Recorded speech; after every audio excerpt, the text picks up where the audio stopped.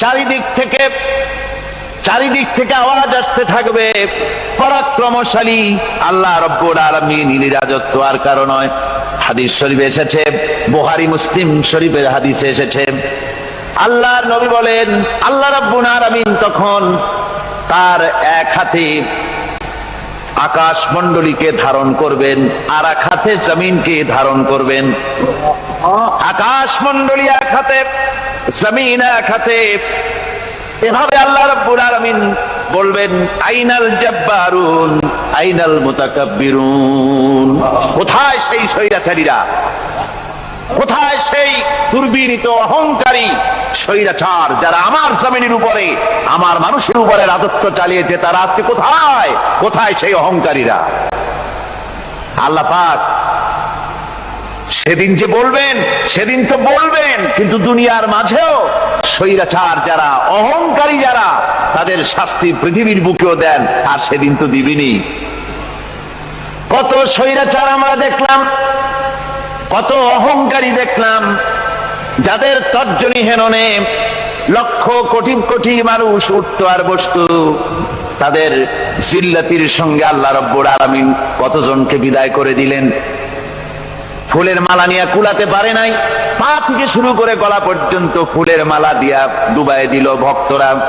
আবার আল্লাহ রব্বুল আলামিন এমন শাস্তি দিলেন, ফুলের মালার পরিবর্তে জুতার মালা নিয়ে জেলের মধ্যে ঢুকাইয়া দিলেন। ঠিক কিনা গণ? অহংকারী আর স্বৈরাচার যারা হয়, আল্লাহ পাক এভাবে তাদের দৃষ্টান্ত দেখিয়ে দেন। আমরা কত দেখলাম, 9 বছরের রাজা, 10 বছরের সাজা। পৃথিবীর মুখে যারা অহংকার করে, যারা স্বৈরাচার হয়, আল্লাহর আইনকে যারা বৃদ্ধাঙ্গুষ্টি প্রদর্শন করে, আল্লাহ পাক তাদের জমিনেও দেখান। এখানে চূড়ান্ত ফয়সালা আল্লাহ করেন না, আসল ফয়সালার জায়গা তো আছেই, তবে এখানে নমুনা দেখায় দেন। কিন্তু মুশকিল হচ্ছে, ইতিহাসের সবচাইতে বড় শিক্ষা হলো, ইতিহাস থেকে মানুষেরা শিক্ষা গ্রহণ করে না। একজনে যে কাম করে বিপদে পড়ে, আর একজন এসে আবার সেই পথেই অগ্রসর হয়, নিশ্চিত মৃত্যুর পথে। আমার বন্ধুগণ, আল্লাহ পাক বলছেন, সেই দিন আমার রাজত্ব হবে, আর কারো রাজত্ব হবে না। ওয়া কানা ইয়াওমান আলাল কাফিরিনা আসীরা। আর ওই দিনটা, ওই কিয়ামতের দিন হবে কাফেরদের জন্য সবচাইতে কঠিন। সবচাইতে কঠিন হবে কাদের জন্য? কাফেরদের জন্য। কাফের কারা? কাফের হচ্ছে তারা যারা নাকি আল্লাহর আইনকে অস্বীকার করেছে, আল্লাহকে অস্বীকার করেছে, আল্লাহর আইনকে অস্বীকার করেছে। ওরা কি? কাফের। কুফর শব্দের অর্থ হচ্ছে গোপন করা। এই জন্য অন্ধকার রাতকে আরবিতে কাফের বলা হয়েছে, অর্থাৎ যা সব জিনিসকে অন্ধকার দিয়ে ঢেকে দেয়।